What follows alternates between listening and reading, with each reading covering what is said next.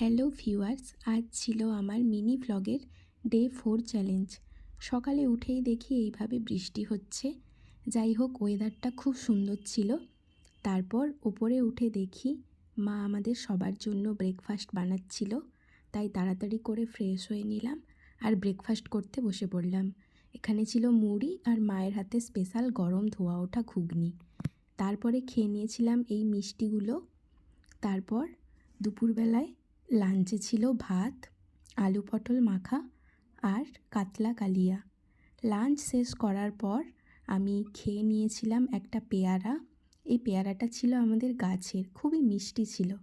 তারপর বিকালবেলায় ঘুম থেকে উঠে দেখি দাদা আমাদের সবার জন্য চিকেন সিঙ্গাড়া নিয়ে এসেছে, সেটাও খেয়ে নিয়েছিলাম। তারপর রেডি হচ্ছিলাম আমি আর আমার উডবি হাজব্যান্ড দুজনে মিলে মোমো খেতে যাওয়ার জন্য। তারপর দেখি ও আমাকে এখানে আনতে চলে এসেছিল। কিছুক্ষণ আমরা বসে গিয়েছিলাম।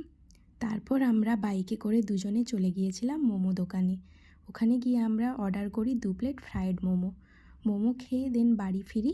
আজকের জন্য এতটুকুই, কাল আবার দেখা হবে।